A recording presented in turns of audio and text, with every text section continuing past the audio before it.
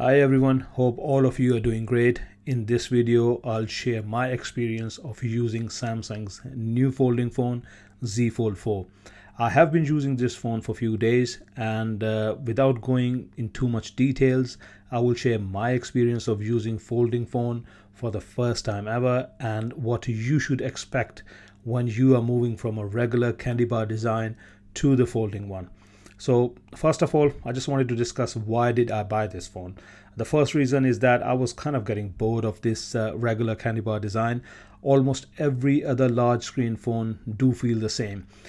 We have two main options, either go for the iPhones or go for Android. Different iPhone models may have different specs, but at the end of the day, end user experience is almost the same, with some models having a slightly better camera, battery life, or a high screen refresh rate.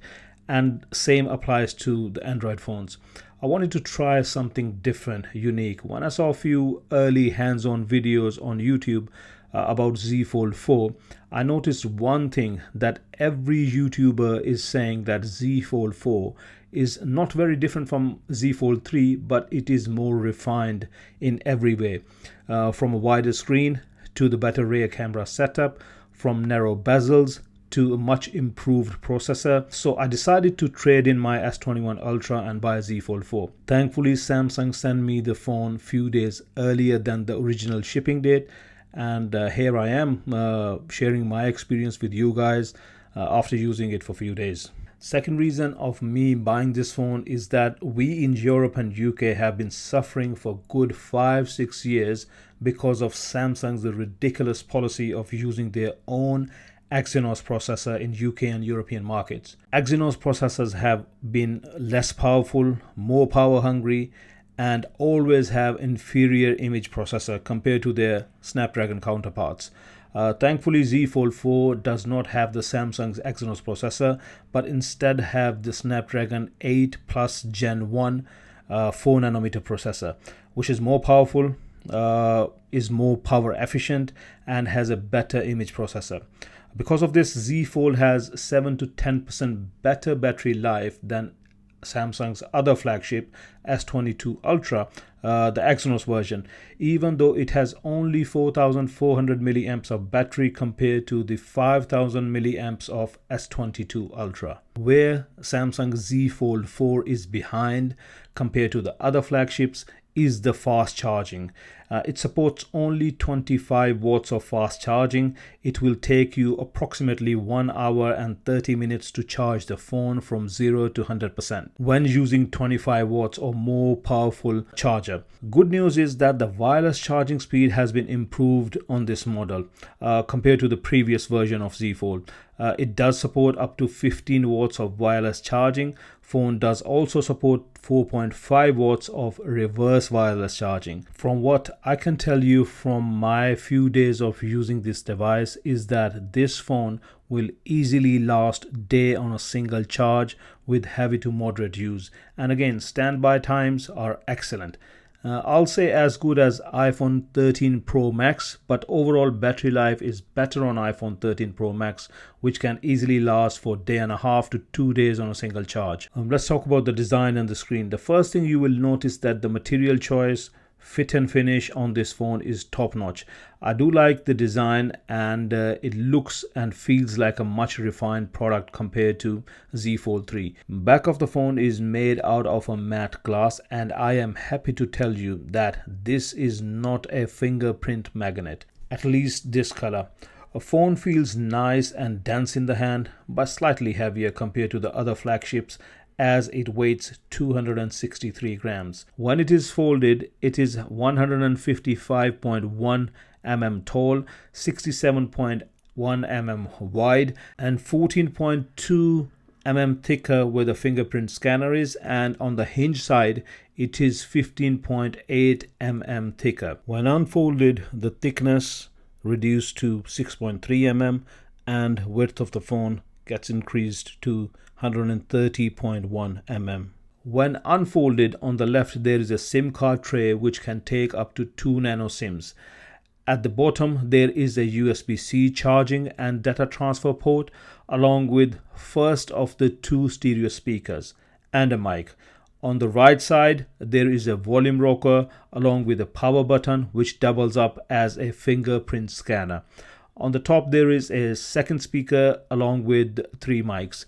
There is no headphone jack on this phone, so the only Bluetooth enabled headphones can be used with this device. Z Fold 4 is IPX8 water resistant certified, which means this device can be submerged into water up to 1.5 meters deep for 30 minutes. Phone has armor aluminum frame with tougher drop and scratch resistance according to Samsung.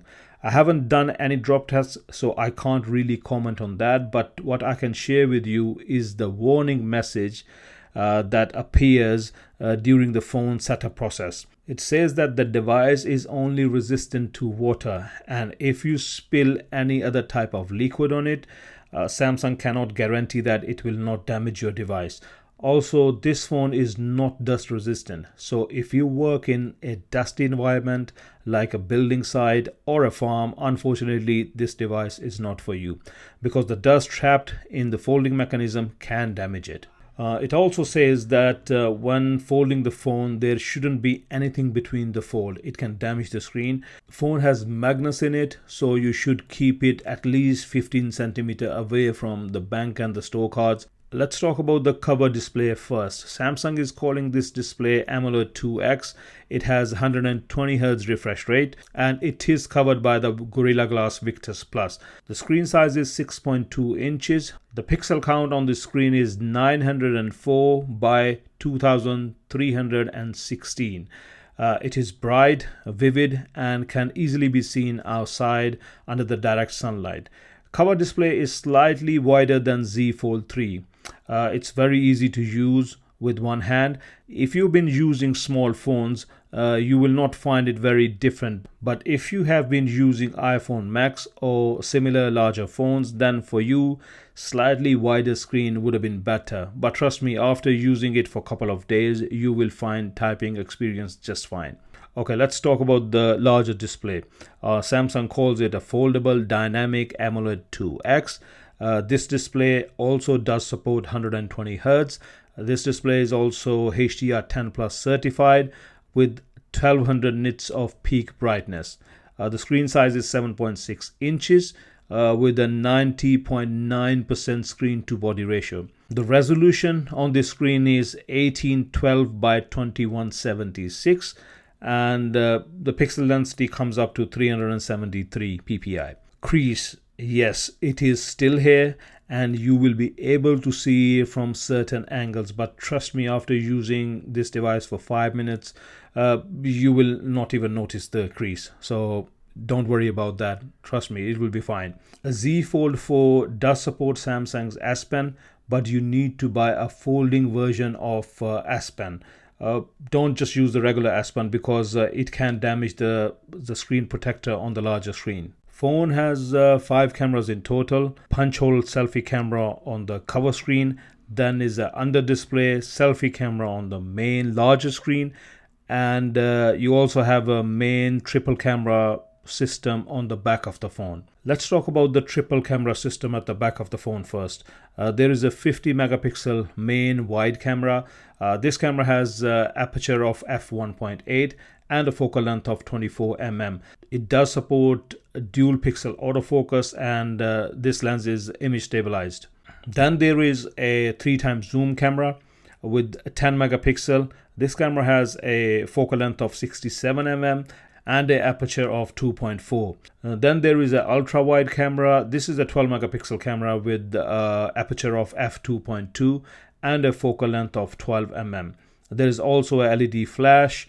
When it comes to the video recording capabilities, you can record a 8K video from a main 50 megapixel camera, 8K up to 24 frames per second. Then you can record 4K 30 or 60 frames per second, 1080p in 60 and 240 frames per second, which is obviously a slow motion. And then there's you can also do a super slow motion in 720p, and that will give you 960 frames per second. Z Fold 4 has the same rear camera system that comes in S22 and S22 Plus. I haven't used those phones, but I believe that the picture and video quality should be better on Fold 4 compared to those phones because it has a better image processing engine. Now the camera on the larger screen, which is under display camera, is only a 4 megapixel. It has f1.8 aperture and has a focal length of 26 mm. This camera is not capable of recording 4K video because of the pixel count it has, but can do the full HD recording 1080p up to 60 frames per second. I recommend not to use this camera for other than video calling because the pictures and videos coming out of this camera are of poor quality. For selfies, preferably use the main rear camera system by turning the cover screen preview on option, or use a cover screen camera which is 10 megapixel and has f2.2 aperture, which again is not the best but nevertheless much better than the under display camera. This camera has 24 mm focal length, which means it is wide enough for selfies. This camera is also capable of recording 4K video up to 60 frames per second. If you're interested in camera and performance comparison between Z Fold 4 and other high-end smartphones, please do consider subscribing. I'll soon be sharing those comparison videos. Two stereo speakers are decent, but on default settings they are not as loud as the speakers on iPhone 13 Pro Max. iPhone speakers are louder and has slightly deeper bass. Nevertheless, speakers on Fold 4 are more than good enough for content consumption. Also, in the settings there is an option to enable Dolby Atmos for music and for gaming. Also, Samsung gives you an option to manually tweak the sound quality by diving deep into the equalizer settings. Side-mounted fingerprint scanner is decent, but sometimes it takes a couple of attempts to register your fingerprints. I would have preferred under-display scanner, at least on the cover screen. When it comes to the call quality, it is excellent, so no complaints there. Phone comes with the Android 12 installed out of the box with Samsung One UI 4.1.1 on it.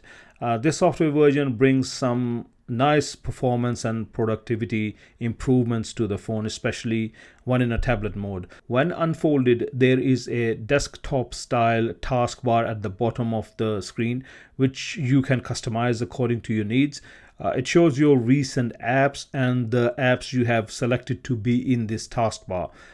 This taskbar makes multitasking very easy. You can have up to 3 apps open at the same time, and if they are not still enough for you, you can have a 4th one open in the floating window. I do really like this feature, and even with 4 apps open, I haven't noticed any slowdowns or stutters. Whatever you are doing, performance on this phone is top notch thanks to this new Snapdragon 8 Plus Gen 1 processor. This is a 4nm processor with an excellent power efficiency, great performance without getting too hot. Whatever apps are you using or games you're playing, you will be happy with the performance. I will be doing a detailed performance comparison between Fold 4 and other flagship devices soon. So if you're interested in that, please do consider subscribing. All variants of Fold 4 comes with 12 GB of RAM, which is more than enough. But in case phone needs more RAM while doing multitasking, then it can always use hard drive as a swap memory. Talking about the hard drive, base model comes with a 12 GB of storage and it goes up to 1 terabyte. Base model cost £1,649 in UK and goes up to £2,019 for 1 terabyte model. Z Fold 4 comes in 4 colors. This grey green, which in my opinion looks like just a normal grey. Then is the Phantom Black. It comes in beige and a burgundy.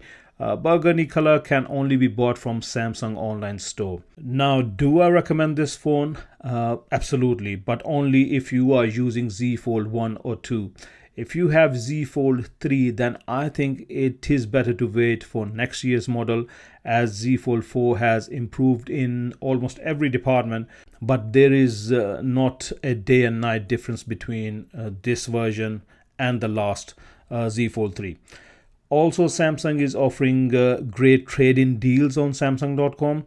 Even for 3 to 4 years old phones, they are giving very generous discounts when you buy a Z Fold 4. And if you are in the same boat like myself and you haven't used a folding phone before and you are in a market looking for a newer phone, then I will say that absolutely go for it. It's a very nice device.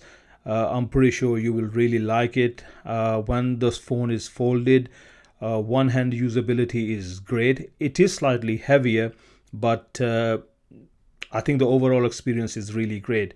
And you can always use it as a multitasking machine. You can do quite a lot of things with it. The screen is very vivid, bright, and the larger screen, that's great for the content consumption. I think it's a brilliant screen. You're watching Netflix, Disney Plus, or whatever. You will really like it. So yeah, if you got S20 or iPhone 11 or even 12 as well, and you're in a market for the Neo phone, go for it. You will not regret it. If you have any questions, please do ask me in comments. As I have mentioned before, I'll soon be uploading more comparison videos. I will compare this phone with the iPhone 13 Pro Max, S21 Ultra, maybe with the S22 Ultra as well. So if you're interested in those videos, please do consider subscribing, and I'll see you in the next video. Take care.